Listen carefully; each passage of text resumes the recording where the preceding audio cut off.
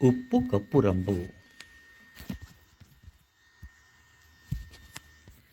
బుచ్చిరెడ్డి పాలెంలో భూవరాహరెడ్డి అనే ఒక గొప్ప రెడ్డి ఉండేవాడు.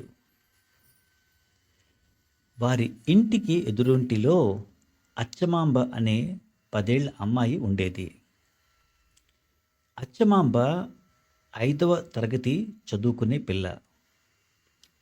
ఆ పిల్లకి సుమతి శతకంలోవి, వేమన శతకంలోవి పద్యాలు ఎన్నో వచ్చు. ఆ పిల్ల చదివే పద్యాలన్నీ రెడ్డిగారికి వినబడి, ఆహా, కోకిల కంఠం, ఎంత బాగా చదువుతున్నది అచ్చమ్మ అని మెచ్చుకునేవాడు. ఒకనాడు అచ్చమాంబ వేమన శతకంలోని ఒక పద్యం ఇలా చదివింది.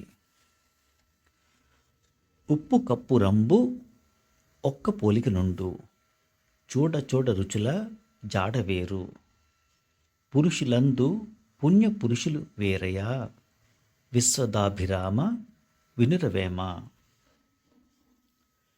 ఎదురుగుండా అరుగు మీద కూర్చొని దంతధావనం చేస్తున్న రెడ్డిగారు అచ్చమాంబని దగ్గరకు పిలిచి కూర్చోమని చెప్పి, అచ్చమ్మ, భలే బాగా చదివే పద్యం, దాని అర్థమేమిటో చెబుదు అన్నాడు.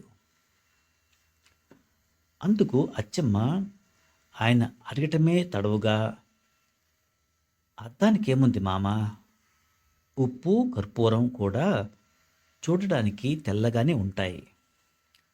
నోట్లో వేసుకుంటే మాత్రం ఉప్పు కషాయమే ఊరుకుంటుంది. కర్పూరం అలా కాక గుమగుమలాడుతూ ఉంటుంది. మంచి పసందుగా అనిపిస్తుంది.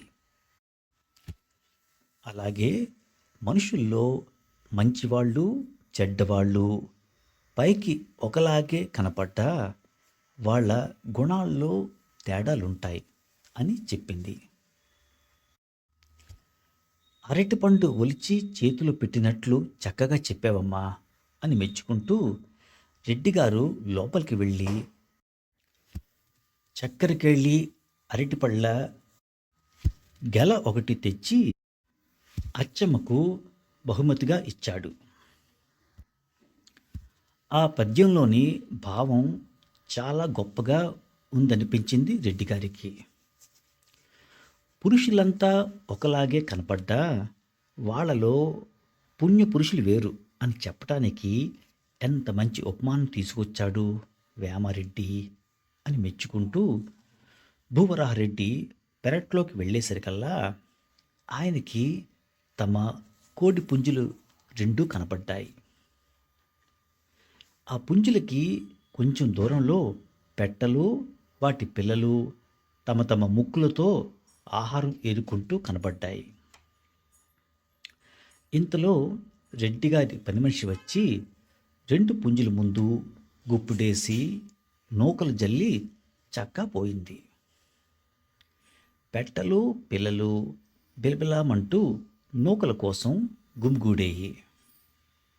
కానీ పుంజుల్లో ఒకటి వాటిని దరికి రానియక పొడిచి తరిమేసి నూకలన్నీ తనే బొక్కడం ప్రారంభించింది.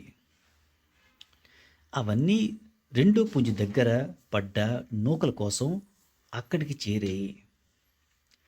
ఆ 2వ పుంజు మొదటి దానికి మళ్ళే కాక వాటిని చేరనిచ్చి వాటికి కావలసినవో తినిపోయేదాకా తాను వారగా నిలబడ్డది.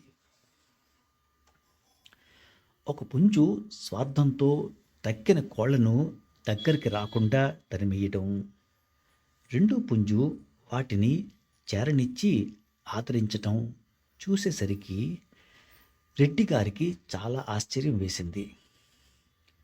చూడగా 2 పుంజులు ఒకలాగే ఉన్నాయి పైకి, సర్వం ఒకే పోలిక, అయితే గుణాల్లో మాత్రం అంతా తేడాయే. రెడ్డిగారికి అచ్చమాంబ చదివిన పద్యం జ్ఞాపకం వచ్చి, పుంజులందు పుణ్య పుంజులు వేరయ్యా, విశ్వదాభిరామ వినురవేమ అని మార్చి చదవడం ప్రారంభించాడు. ఆ తర్వాత రెడ్డిగారు తన వ్యాపకం సందడిలో వేమన పద్యము, పుంజుల ప్రవర్తన కూడా మరిచిపోయారు. మరునాడు ఆయన వియ్యంకుడు అంటే కూతురు మామగారు పని మీద వారింటికి వచ్చాడు. రెడ్డిగారి భార్య శీలమ్మ వంట మనిషితో బియ్యంకుడు గారు వచ్చారు, కోడి మాంసంతో విందు చెయ్యాలి అని పురమాయిస్తుంటే ఆ మాట రెడ్డిగారి చెవిన విప్పడింది. రెడ్డిగారు వంటవాణ్ణి పిలిచి ఆ చెడ్డపుంజు పని పట్టు అన్నారు.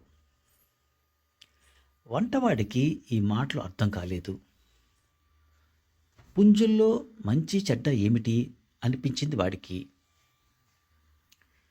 ఏ పుంజు మాట బాబయ్య తాము సెలవిస్తుంటా, నా కంటికి రెండూ ఒకలాగే ఉన్నాయే అన్నాడు. నడు, దాన్ని నేను చూపెడతాను అంటూ రెడ్డిగారు వంటవాణ్ణి వెంట పెట్టుకుని పెరట్లోకి వెళ్ళారు. రెండు పుంజులు ఒకదానికొకటి దూరంగా నిలబడి కనబడ్డాయి. తీరా వాటిని చూసేసరికి వాటిల్లో చెడ్డ పుంజేదో పుణ్యం పుంజేదో రెడ్డిగారే పోల్చుకోలేకపోయారు. ఒక్క నిమిషం ఆలోచించి, ఒక గుప్పెడు నూకలు పట్టు రాబోయి, వాటి తేడా ఏమిటో చెబుతాను అన్నారు రెడ్డిగారు.